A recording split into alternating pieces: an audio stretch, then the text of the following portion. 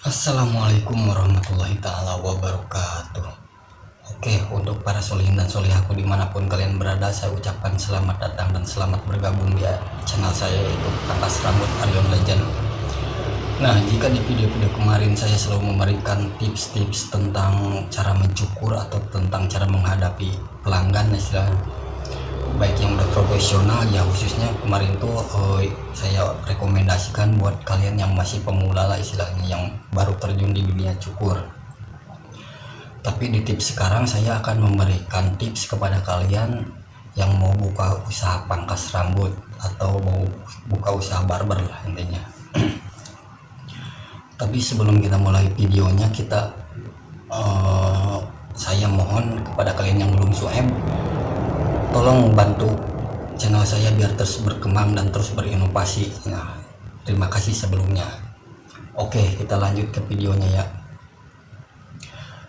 Tips yang pertama untuk kalian yang mau buka usaha pangkas rambut adalah satu, mental dan modal, ya bisa dibolak-balik lah, modal dan mental ini. Kita bahas nanti ya itunya, pembahasannya yang itu yang nomor satu. Kalau istilahnya panjang lebarnya ya mungkin Anda bisa istilahnya bisa tanya jawab lah sama saya, bisa di link deskripsi ntar di kolom komentar juga bisa. Nah, itu tips nomor satu dari saya adalah modal dan mental. Sekarang tips nomor dua adalah tempat. Nah, pokoknya tempat, tips yang nomor dua. Nomor tiga adalah usahakan Anda harus bisa mencukur meskipun itu tidak wajib. Karena kenapa? Misalkan kita mau buka usaha pangkas rambut tapi kita nggak bisa mencukur ya kita istilahnya bisalah merekrut karyawan gitu kan. Sekarang tips yang keempat adalah jangan asal-asalan merekrut karyawan. Itu tips dari saya, jangan sembarangan merekrut karyawan. Sekarang tips yang nomor 5 adalah konsisten dan berani, istilahnya berani berkorban lah ya, konsisten dulu lah. Tips yang kelima konsisten. Nah, sekarang tips yang keenam adalah sabar dan berani berkorban. Oke, kita bahas modal dan mental satu ya. Modal dan mental itu ya utama istilahnya kalau kita mau buka usaha, yang namanya usaha apapun ya, modal dan mental itu harus punya lah, istilahnya dua hal ini harus kuat istilahnya gitu.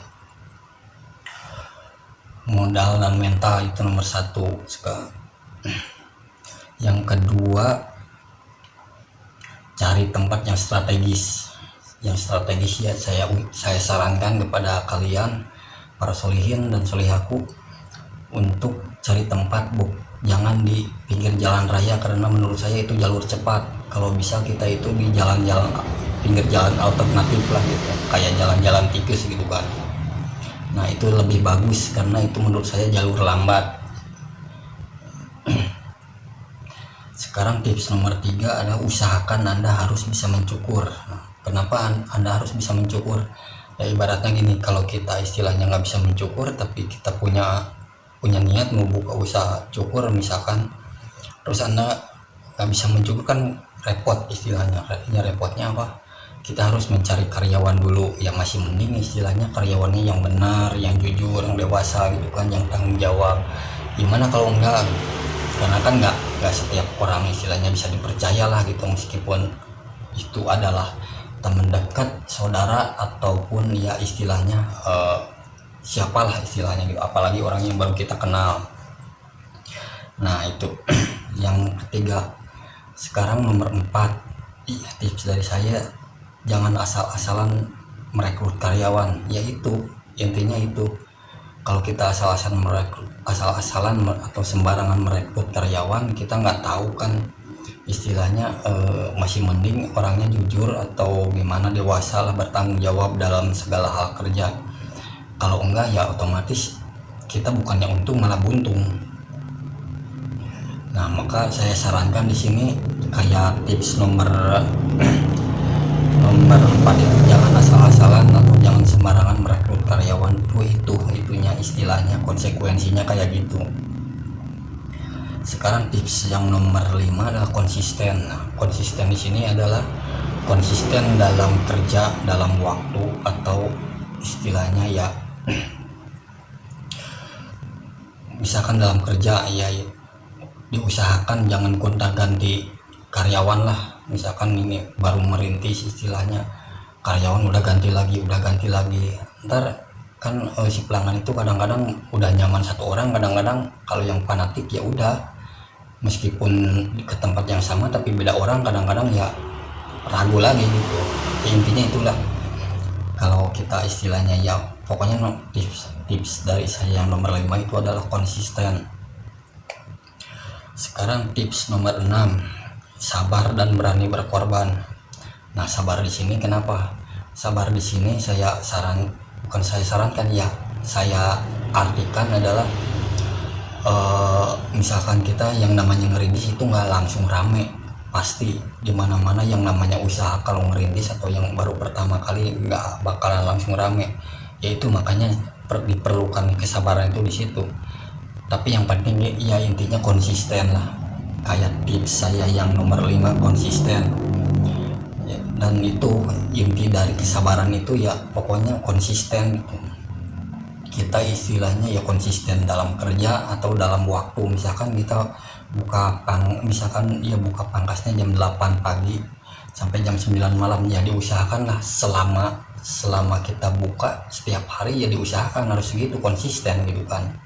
Nah, sabarnya di sini dari itunya, dari istilahnya misalkan lagi sepi ya pastilah ya pokoknya sabar lah, istilahnya sabar, kita harus sabar ya. Ntar juga lama kelamaan nggak mungkin lah pasti orang yang lewat atau orang yang pasti suatu hari bakal ada orang yang istilahnya mencoba lah gitu dicukur. Nah, diusahakan si karyawan itu atau Anda yang bisa mencukur itu istilahnya harus bisa berinteraksi, harus gimana servisnya gitu kan ya, ngertilah mungkin dari cara servisnya, tata caranya gimana gitu kan ya, pokoknya itulah. Nomor 5 tipsnya adalah konsisten.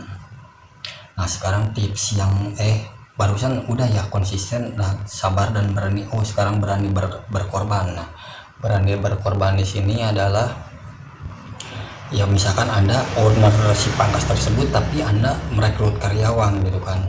Nah, saya sarankan Anda itu jangan buru-buru mengambil keuntungan. Nah, yang saya maksudkan di sini jangan buru-buru mengambil keuntungan bukan seperti ini.